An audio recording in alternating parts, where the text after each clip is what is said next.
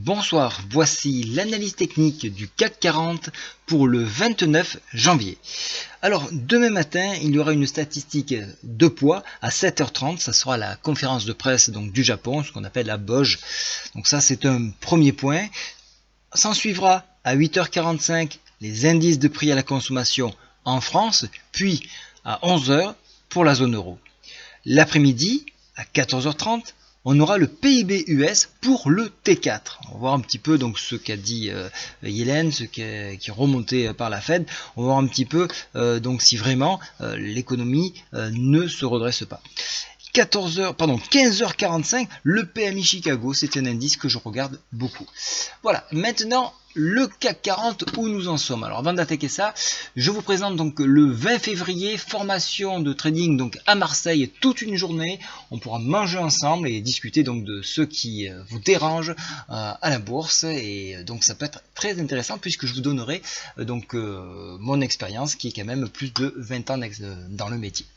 Voilà, donc ça c'est fait. Maintenant, on va parler de l'indice parisien. Donc on est toujours sur ce canal-là. On voit qu'on a testé encore une fois de plus, et je vais agrandir, le PTI hebdomadaire donc en séance.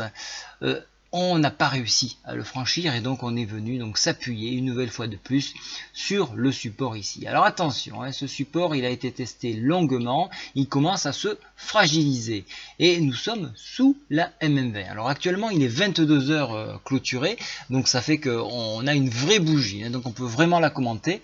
Donc on est sous cette MM20 et là c'est problématique parce que si nous ne dépassons pas rapidement cette MM20, on est à deux doigts de repartir à la baisse en cherchant la MM7 qui se trouve à 4288 et sur enfoncement venir chercher les 4246.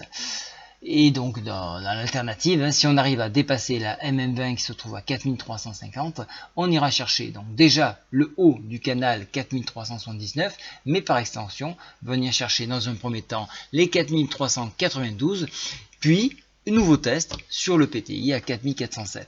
Alors là aussi il a été fragilisé le PTI.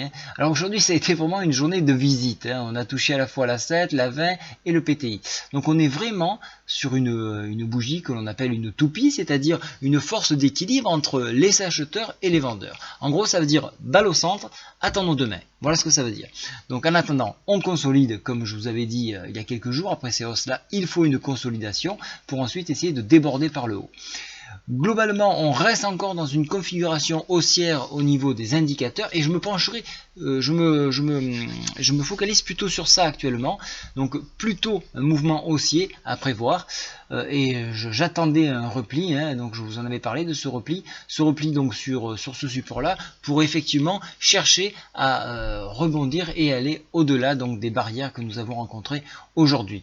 Voilà donc un petit peu ce que j'attends comme scénario, donc plutôt un mouvement haussier au vu de la configuration technique.